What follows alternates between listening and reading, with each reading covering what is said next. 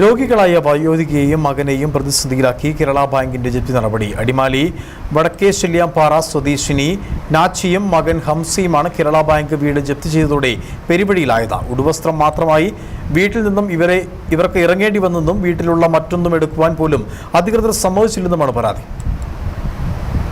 രോഗികളായ വയോധികയെയും മകനെയും പ്രതിസന്ധിയിലാക്കി കഴിഞ്ഞ ദിവസമായിരുന്നു അടിമാലി വടക്കേ ശല്യാംപാറയിൽ കേരള ബാങ്കിന്റെ ജപ്തി നടപടിയുണ്ടായത്.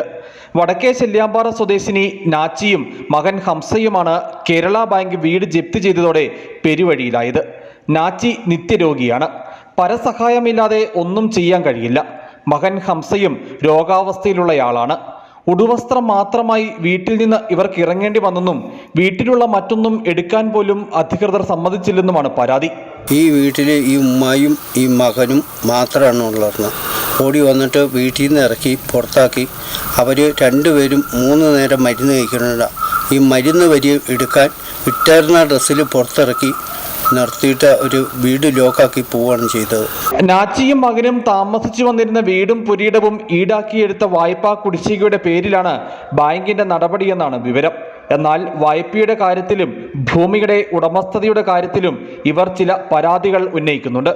വീട് ജപ്തി ചെയ്ത് പൂട്ടിപ്പോയ ശേഷം വീടിന്റെ പിൻഭാഗത്തെ വാതിൽ തകർത്ത് വീട്ടിലെ ചില സാധന സാമഗ്രികൾ അജ്ഞാതർ എടുത്തുകൊണ്ടുപോയെന്ന പരാതിയും ഇവർക്കുണ്ട്. ഏതാനും ദിവസങ്ങൾക്ക് മുമ്പ് അടിമാലി ടൗണിലെ ഒരു വ്യാപാരിയും കേരള ബാങ്കിന്റെ ജപ്തി നടപടി നേരിടുകയും വ്യാപാരി വലിയ പ്രതിസന്ധി അഭിമുഖീകരിക്കുകയും ചെയ്തിരുന്നു. News bureau, Adimali.